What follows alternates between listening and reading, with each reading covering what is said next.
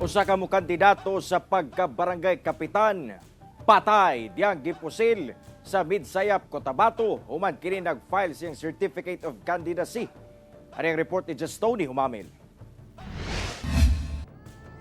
Sumala sa otoridad, igo lang nahuman og file og COC ang biktima nga giilang si Haron Di Balanes, residente sa barangay Malingaw, Midsayap sa Cotabato. Diyang gipusil kini sa wala pa mailing suspect sa Municipal Plaza sa gawas mismo sa municipal compound kung asa nahimutang ang COMELEC pasado alas 11 Martes sa buntag. Migula sa investigasyon nga ang motibo sa krimen, posibleng away pamilya o rido sa lugar nga parte matud pa sa Special Geographic Area o SGA sa BARM. Posible sab kuno nga election-related ang hinungdan sa pagpamusil. Padayon pang ginaimbestigahan ang hitabo. Matod sa Midsayap LGU, gawa sa 44 ka mga barangay sa lungsod.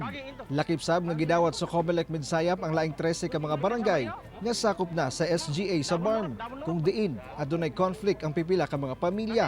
Sa official statement ni Midsayap Mayor Rolly Sacdalan, hugot nilang gikondina ang hitabo.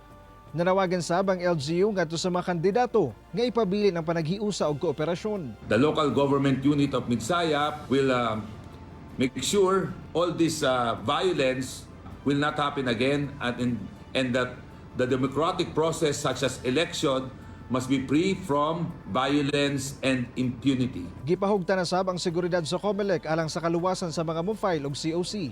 Ako si Tony Humamil para sa One Mindanao.